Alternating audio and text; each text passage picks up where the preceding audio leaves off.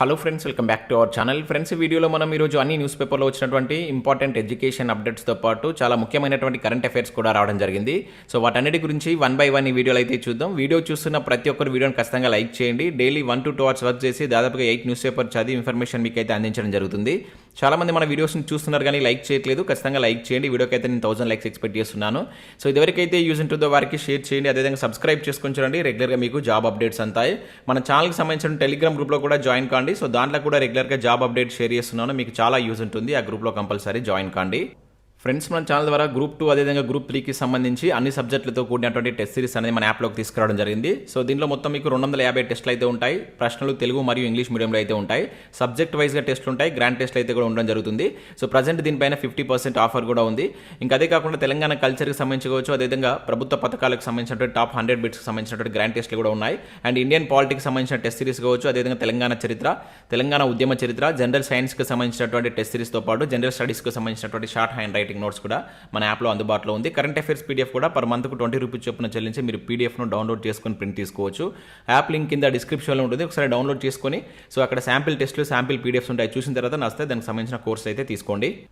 Friends, ఈరోజు news పేపర్లో వచ్చేటువంటి అప్డేట్స్ కనుక చూసినట్లయితే మనకి ఇక్కడ ఫస్ట్ అప్డేట్ వచ్చేసి నెలాఖరులోగా గురుకుల పోస్టుల ఫలితాలు అని చెప్పేసి ఇక్కడ మనం ఈనా న్యూస్ పేపర్లో ఒక ఇంపార్టెంట్ అప్డేట్ అయితే చూడవచ్చు. కీ సిద్ధం, వెబ్సైట్లో అభ్యర్థుల జవాబులు, గడువులోగా అభ్యంతరాలు తెలపాలి అంటే ఇక్కడ ఇవ్వడం జరిగింది. సో ఇక్కడ ఇన్ఫర్మేషన్ కనుక చూసినట్లయితే మనకు రాష్ట్రంలోని సంక్షేమ గురుకులాల్లో 9210 పోస్టుల భర్తీకి నిర్వహించినటువంటి కంప్యూటర్ ఆధారిత రాత పరీక్ష ఫలితాలను ఈ నెల ఆఖరులోగా వెల్లడి కానున్నట్లు ఇక్కడ ఇవ్వడం జరిగింది.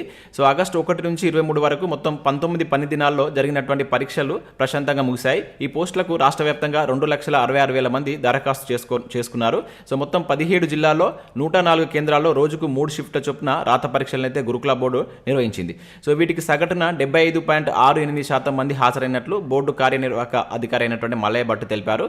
సో పరీక్షల యొక్క మాస్టర్ ప్రశ్నపత్రాలు కావచ్చు, అభ్యర్థుల యొక్క సమాధానాలు ప్రాథమిక కీని వెబ్సైట్లో పొందుపరిచినట్లు పేర్కొన్నారు. సో అభ్యర్థులు తమ వ్యక్తిగత లాగిన్ ద్వారా సమాధానాలను సరిచూసుకోవాలని, ప్రాథమిక కీపై అభ్యంతరాలు ఉంటే గడువు తేదీలోగా తెలపాలని సూచించారు.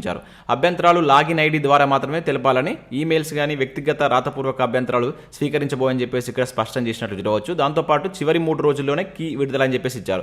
సో మనకు విత్ ఇన్ అయిపోయినాక 1 day తర్వాతనే మనకు దీనికి సంబంధించినటువంటి కీ అయితే మనకు గురుకుల బోర్డు అయితే రిలీజ్ చేసింది. దానికి సంబంధించి ఇక్కడ ఇవ్వడం జరిగింది. సో అక్టోబర్ కల్లా నియామకాలు పూర్తి అని చెప్పేసి కూడా ఇక్కడ ఇచ్చారు. సో ప్రాథమిక కీపై అభ్యంతరాలు తీసుకొని వాటిని పరిశీలించి 2 రోజుల్లోగా తుది కీలను బోర్డు ప్రకటించనుందని చెప్పేసి ఇక్కడ ఇవ్వడం జరిగింది. సో అభ్యర్థికి ఎన్ని మార్కులు వచ్చాయో కూడా వెల్లడించనుంది. సో ఉన్నత స్థాయి పోస్టుల నుంచి కింది స్థాయి పోస్టుల వరకు అవరోహణ క్రమంలో మనకు నియామక ప్రక్రియ పూర్తి చేయనుంది. సో తొలుతగా డిగ్రీ జూనియర్ లెక్చరర్స్, అదేవిధంగా పీజీటీ, తర్వాత టీజీటీ పోస్టుల యొక్క ధ్రువపత్రాల పరిశీలన ఉంటుందట. సో అక్టోబర్ నెలాఖరు నాటికి నియామకాలు పూర్తి చేయాలని బోర్డు లక్ష్యంగా పెట్టుకుందని చెప్పేసి ఇక్కడ ఇచ్చారు. సో ఈ నెలాఖరులోగా ఫలితాలు కంప్లీట్గా ఈ రిక్రూట్మెంట్ ప్రాసెస్ అనేటువంటిది అక్టోబర్ కల్లా పూర్తి చేస్తామని చెప్పేసి ఇక్కడ బోర్డు చెప్తున్నట్లు ఒక అప్డేట్ అయితే మనకు ఈనా న్యూస్ పేపర్లో రావడం జరిగింది. సేమ్ అప్డేట్ మనకు గురుకులకు సంబంధించి వివిధ న్యూస్ పేపర్లో అయితే వచ్చింది ఈరోజు. సో ఇక్కడ మనం చూసినట్లయితే ముగిసినటువంటి గురుకుల పరీక్షలు 75.68% అభ్యర్థుల హాజరు, 9210 పోస్టులకు 1 నుంచి 23 వరకు పరీక్షల నిర్వహణ, వెబ్సైట్లో పరీక్షల వారీగా కీ వెల్లడి, 26 వరకు అభ్యంతరాల స్వీకరణ, పరీక్షల సిబ్బందికి మలయ భట్టు కృతజ్ఞతలు అని చెప్పేసి ఇక్కడ మనకు నమస్తే తెలంగాణలో కూడా గురుకుల జాబ్కి సంబంధించిన అప్డేట్ అయితే రావడం జరిగింది. సో నెక్స్ట్ ఇక్కడ మనకు పోలీస్ ఉద్యోగాలకు సంబంధించిన ఒక అప్డేట్ అయితే చూడవచ్చు సాక్షి న్యూస్ పేపర్లో.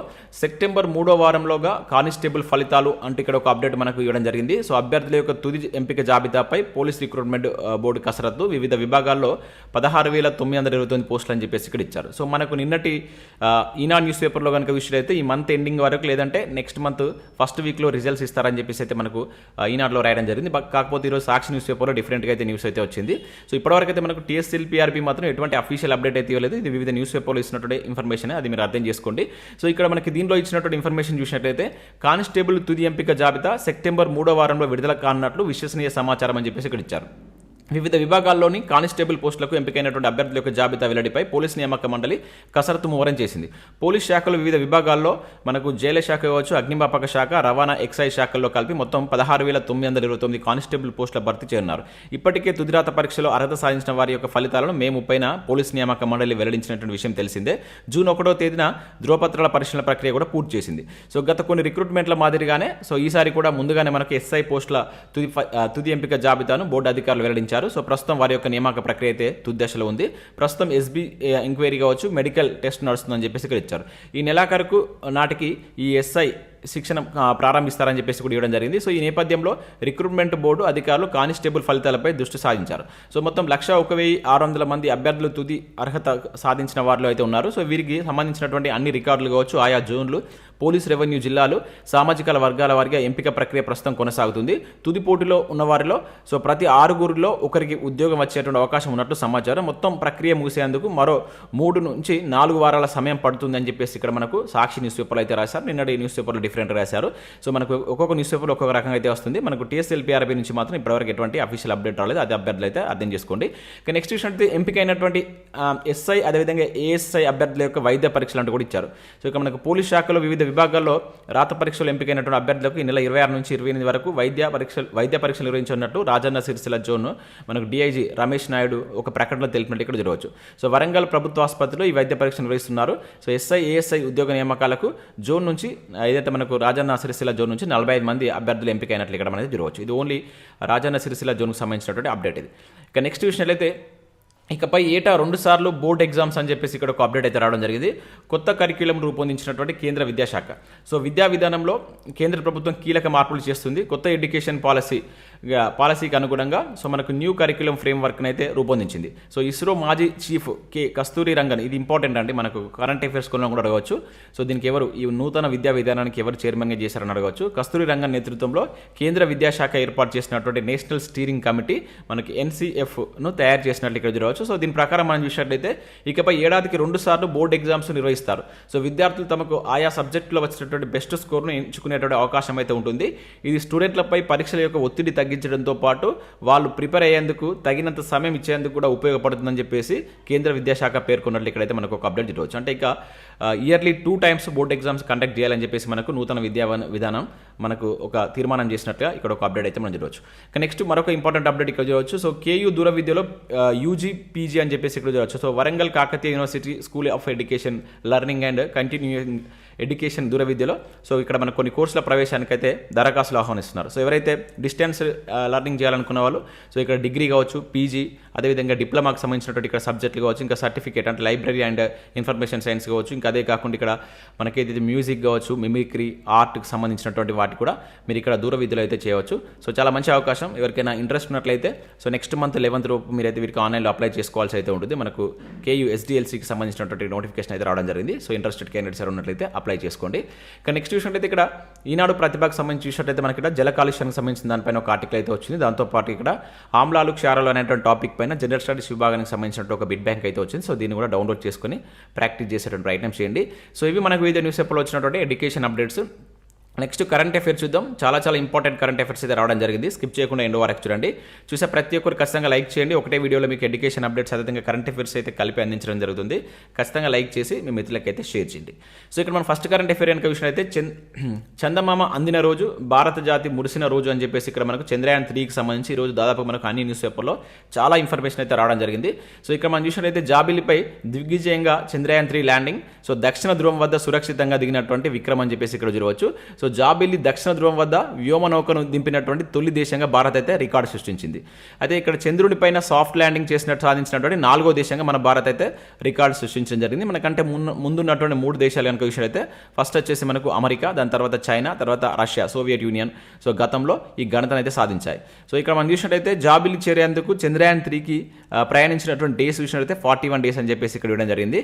సో నేను చంద్రయాన్ 3కి సంబంధించి సపరేట్ ఒక వీడియో అయితే చేస్తాను. మన కాంపిటేటివ్ ఎగ్జామ్ పర్పస్లో ఏం గుర్తుంచుకోవాలి, ఏ విధంగా చదవాలనే దానిపైన సపరేట్ ఒక వీడియో చేస్తాను. ఎందుకంటే చాలా ఇన్ఫర్మేషన్ ఉంటుంది, ఇక్కడ మనకి ఎక్స్ప్లెయిన్ చేయడానికి అయితే కుదరదు. సో నేను ఒక 1 or 2 డేస్లో దీనికి సంబంధించి ఫుల్ ఇన్ఫర్మేషన్ తోటి మీకు కాంపిటేటివ్ యూజ్ అయ్యే విధంగా ఒక వీడియో అయితే అందించడం అయితే జరుగుతుంది. సో లేదంటే మీరు ఏదైనా ఒక న్యూస్ పేపర్ ఈరోజు తీసుకున్నట్లయితే మీకు చాలా ఇన్ఫర్మేషన్ దొరుకుతుంది. చాలా న్యూస్ పేపర్లో దీనికి సంబంధించినట్టు కంప్లీట్ ఇన్ఫర్మేషన్ అయితే ఇచ్చారు. సో వీలైతే ఒకసారి మీరు ఆ న్యూస్ పేపర్ చదివేటువంటి ప్రయత్నం చేయండి.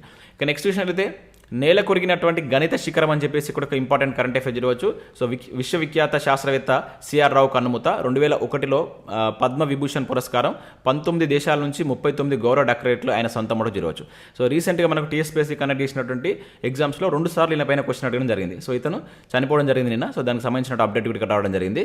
సో మనకి ఇక్కడ చూసినట్లయితే గణితాన్ని శాసించిన వ్యక్తి, గణాంకాలను శాసించినటువంటి శక్తి, విశ్వవిఖ్యాత గణిత శాస్త్రవేత్త, తెలుగు తేజం డాక్టర్ కళ్యంపూడి రాధాకృష్ణరావు 102 సంవత్సరాల వయసులో నిన్న అమెరికాలో అయితే మరణించడం జరిగింది.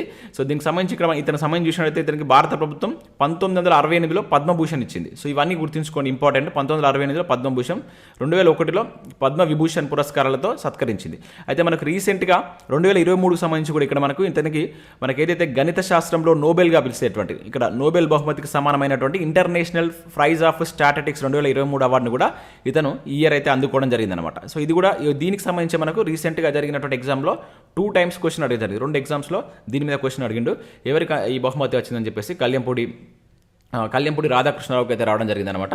సో ఇతనికి వచ్చినటువంటి డాక్టరేట్లు మొత్తం 6 ఖండాల్లో 19 దేశాల నుంచి 39 డాక్టరేట్లు ఇతను అందుకోవడం జరిగిందనమాట. సో ఇవి కూడా మనకు ఒకవేళ స్టేట్మెంట్ బేస్డ్లో క్వశ్చన్ ఇవ్వాలనుకున్నప్పుడు ఇచ్చేటువంటి ఛాన్స్ ఉంటుంది.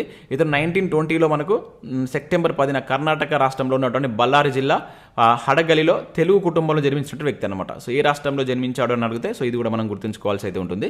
చాలా ఇంపార్టెంట్ పర్సన్ ఇతను. సో ఇన్ఫర్మేషన్ అయితే గుర్తుంచుకోండి. ఇతనికి సంబంధించి ఎప్పుడు ఏ అవార్డ్స్ వచ్చాయి, సో ఇతనికి వచ్చిన అవార్డ్స్ మీద మనకి ఎక్కువ కాన్సన్ట్రేట్ చేసేటువంటి ఛాన్స్ ఉంటుంది కనుక వాటిని గుర్తుంచుకోండి. ఇక నెక్స్ట్ విషయంలో అయితే విజయవంతంగా తేజస్ అస్త్రా ప్రయోగం అని చెప్పేసి ఇక్కడ ఒక ఇంపార్టెంట్ కరెంట్ అఫైర్ చూడవచ్చు. సో దేశీయ తయారీకి తేలికైనటువంటి యుద్ధ విమానం తేజస్ నుంచి బుధవారం మనకు ఈ అస్త్రా క్షిపణిని అయితే గోవా తీరం నుంచి అయితే విజయవంతంగా పరీక్షించింది. ఇక్కడ మనం గుర్తుంచుకోవాల్సిందంటే సో ఇక్కడ దేశీయ తయారీ తేలికపాటి యుద్ధ విమానాలు తయారు చేసేటువంటిది ఏంటంటే మనకు తేజస్ అనమాట. ఇది గుర్తుంచుకోండి, తేజస్ అనేది చాలా తేలికపాటి యుద్ధ విమానం. సో దీని నుంచి మనకు అస్త్రా క్షిపణిని అయితే గోవా తీరం నుంచి నిన్న విజయవంతంగా పరీక్షించడం జరిగింది అనమాట. దాదాపుగా 20,000 అడుగుల ఎత్తులో ఇది సాగింది. సో ఈ సందర్భంగా నిర్దేశిత లక్ష్యాన్ని నెరవేరాయని సో రక్షణ మంత్రిత్వ శాఖ ఒక ప్రకటనలో తెలియజేసినట్లు ఇక్కడ చూడవచ్చు. సో దీనికి సంబంధించి ఇక్కడ మనం ఇంకా గుర్తుంచుకోవాల్సిందంటే ఈ అస్త్రా అనేటువంటిది మనకి ఎటువంటిదంటే సో గగనతలం నుంచి గగనతలానికి ప్రయోగించేటువంటి క్షిపణి. సో ఇవి మనకు ఎక్కువగా అడుగుతారు ఎగ్జామ్లో. అస్త్రా అనేది ఇట్లా ఒక వైపు వచ్చేసి క్షిపణులు ఇస్తాడు, వాటి యొక్క పని ఒక వైపు ఇస్తారనమాట. సో ఇది గుర్తుంచుకోండి, అస్త్రా అనేటువంటిది గగనతలం నుంచి గగనతలంలోకి ప్రయోగించేటువంటి క్షిపణి. చాలా ఇంపార్టెంట్. క్వశ్చన్ అడగాలనుకుంటే వీటి మీద ఎక్కువగా ఫోకస్ చేస్తారు, అది గుర్తుంచుకోండి. ఇక నెక్స్ట్ విషయంలో అయితే ఇన్వెస్ట్మెంట్ బ్యాంకింగ్ రారాజు గోల్డ్మెన్ షాక్స్ అని చెప్పేసి ఇక్కడ ఒక ఇంపార్టెంట్ కరెంట్ అఫైర్ మనం చూడవచ్చు. సో ప్రపంచ ఆర్థిక అభివృద్ధికి పెట్టుబడుల సమీకరణలో కీలక పాత్ర పోషించేటువంటి ఇన్వెస్ట్మెంట్ బ్యాంకర్లోకెల్లా దిగ్గజ సంస్థ గోల్డ్మెన్ షాక్స్ యుఎస్లోని న్యూయార్క్ కేంద్రంగా ఇదైతే ఉంటుంది. సో ఇది ఇప్పుడు ప్రజెంట్ మన హైదరాబాద్ కేంద్రంగా దీని సంస్థలు అయితే నెలకొల్పోతున్నట్లు ఇక్కడ ఒక అప్డేట్ అయితే మనకు రావడం జరిగింది. ఇక్కడ మనం చూసినట్లయితే వివిధ ఫైనాన్షియల్ సర్వీసులు నిర్వహిస్తున్నటువంటి గోల్డ్మెన్ షాక్స్ హైదరాబాద్లో సరికొత్త ఆఫీస్ను నెలకొల్పడానికి సిద్ధమైనట్లు ఇక్కడ ఇవ్వడం జరిగింది అనమాట. సో ఎక్కడ మన భారతదేశంలో ఈ గోల్డ్మెన్ షాక్స్ అనేటువంటి తన నూతన సంస్థను ఏర్పాటు చేయబోతుందని చెప్పేసి అడగడానికి ఛాన్స్ ఉంటుంది. సో హైదరాబాద్ అని గుర్తుంచుకోండి. దీని యొక్క హెడ్ క్వార్టర్స్ కనుక చూసినట్లయితే ఇక్కడ మనకి ఇచ్చారు. గోల్డ్మెన్ షాక్స్ యొక్క హైలైట్స్ అని చెప్పేసి కూడా ఇక్కడ ఇవ్వడం జరిగింది. సో ప్రధాన కార్యాలయం న్యూయార్క్, వ్యవస్థాపక సంవత్సరం 1869లో, మొత్తం ఆస్తుల విలువ. సో ఇవన్నీ మనకు అడగడు. సో ఇది ఎక్కడుంది ఎప్పుడు అనేది గుర్తుంచుకోండి. అండ్ అదేవిధంగా ఇది ఎక్కడ భారతదేశంలో సంస్థ నెలకొల్పబోతుంది. సో మన భారతదేశంలో ఉన్నటువంటి హైదరాబాద్లో. ఇక నెక్స్ట్ అమన్ ప్రీత్కు గోల్డ్ అని చెప్పేసి ఇక్కడ ఇచ్చారు. సో మనకు అజర్బైజాన్లో బాకు కేంద్రంగా జరుగుతున్నటువంటి సో ఇండియా ఏదైతే మనకు షూటింగ్ వరల్డ్ కప్ సంబంధించినటువంటి అప్డేట్ ఇది. So India shooter Aman Preet Singh shooting world cup ఛాంపియన్షిప్లో గోల్డ్ మెడల్తో మెరిశాడు. So men's 25 metre standard pistol ఈవెంట్స్లో ఇతను ఈ పథకాన్ని సాధించినట్లు ఇక్కడ ఒక అప్డేట్ అయితే మనకి రావడం జరిగింది. ఇక నెక్స్ట్ విషయం అయితే మనకి ఎన్లైట్ 360 సృష్టికర్తలకు ఇన్ఫోసిస్ ఫౌండేషన్ అవార్డు అని చెప్పేసి ఇక్కడ చూడవచ్చు. చాలా ఇంపార్టెంట్ కరెంట్ అఫైర్ ఇది కూడా. సో ఇక్కడ మనకు చూసినట్లయితే ఆరోహన్ సోషల్ ఇన్నోవేషన్ అవార్డు విజేతలను ఐటీ దిగ్గజం ఇన్ఫోసిస్ దాతృత్వం అదేవిధంగా సిఎస్ఆర్ విభాగమైనటువంటి ఇన్ఫోసిస్ ఫౌండేషన్ బుధవారం ప్రకటించింది. సో సమాజానికి మనకు హితమైనటువంటి నిమ్న వర్గాలకు సంబంధించి కావచ్చు, అదేవిధంగా వాళ్లకు మేలు చేకూర్చేటువంటి ఆవిష్కరణలు చేసినటువంటి వ్యక్తులు, బృందాలకు, స్వచ్ఛంద సంస్థలకు సో 2018 నుంచి ఈ అవార్డుని అయితే ఇస్తున్నారనమాట. ఇన్ఫోసిస్ ఫౌండేషన్ ఈ అవార్డుని అయితే ఇస్తుంది. సో ఈసారి అయితే 3 విభాగాలు ఇచ్చింది. ఒకటి వచ్చేసి ఆరోగ్య సంరక్షణ, విద్య, మహిళా సాధికారతలో విజేతలను అయితే ప్రకటించింది. ఒక్కొక్క విజేతకు 50 లక్షల రూపాయలు బహుమతి అయితే ఇస్తారు. సో దీనిలో మన హైదరాబాద్కి సంబంధించినటువంటి ఫౌండేషన్ కూడా ఒకటైతే ఉంది. సో అదేంటనేది ఇక్కడ చూద్దాం. సో ఇక్కడ 3 విభాగాలు వచ్చినటువంటి వ్యక్తులు. ఫస్ట్ మనకు ఆరోగ్య సంరక్షణ విభాగం సంబంధించినప్పుడు సో సుబ్రహ్మణ్యన్ ప్రసాద్ అనేటువంటి వ్యక్తి, సుబ్రహ్మణ్యన్ ప్రసాద్, అదేవిధంగా కొల్లోజు అనేటువంటి హైదరాబాద్ సంబంధించినటువంటి వీళ్ళకు సో దీనిలో అయితే విజేతలుగా నిలవడం జరిగింది. కామర్లు వ్యాధి తీవ్రమైనటువంటి లక్షణాలతో బాధపడుతున్నటువంటి వారికి చికిత్స అందించేందుకు ఉపయోగపడేటువంటి ఎన్లైట్ 360 పరికరాన్ని వీళ్ళు అభివృద్ధి చేశారనమాట. సో గుర్తుంచుకోండి, ఎన్లైట్ 360 పరికరాన్ని అభివృద్ధి చేసినటువంటి వ్యక్తులు ఎవరు వీళ్ళు. సో వీళ్ళకి వచ్చినటువంటి అవార్డు ఇది ఇంపార్టెంట్.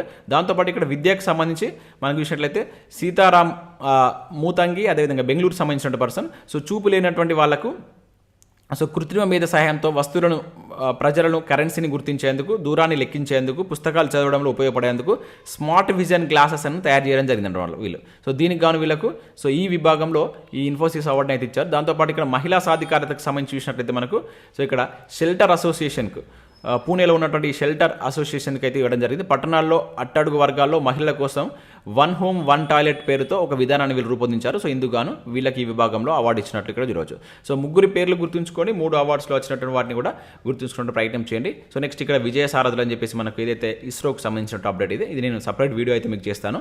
సో ఈ ఆర్టికల్స్ కూడా మన టెలిగ్రామ్లో పోస్ట్ చేసే ప్రయత్నం చేస్తాను. సో ఇవి మనకు ఇదే న్యూస్ పేపర్లో వచ్చినటువంటి ఎడ్యుకేషన్ అప్డేట్స్, అదేవిధంగా కరెంట్ అఫైర్స్. సో వీడియో నచ్చినట్లయితే లైక్ చేసి మీ మిత్రులకైతే షేర్ చేయండి. అదేవిధంగా మన టెలిగ్రామ్ గ్రూప్లో కూడా జాయిన్ కండి. సో దానిలో మీకు ఇంపార్టెంట్ ఆర్టికల్స్ అయితే షేర్ చేస్తున్నాను. అండ్ మన యాప్ను డౌన్లోడ్ చేసుకుని దానిలో ప్రజెంట్ మీకు గ్రూప్ 2, గ్రూప్ 3కి సంబంధించినటువంటి ఫుల్ టెస్ట్ సిరీస్ అయితే అందుబాటులో ఉంది. దానికి సంబంధించి ప్రజెంట్ 50% ఆఫర్ కూడా ఉంది. ఇంట్రెస్టెడ్ క్యాండిడేట్స్ ఎవరు ఉన్నట్లయితే ఒకసారి యాప్ డౌన్లోడ్ చేసుకుని చెక్ చేసిన తర్వాత నచ్చితే దానికి సంబంధించిన కోర్స్ అయితే తీసుకోండి. Thanks for watching. Thank you.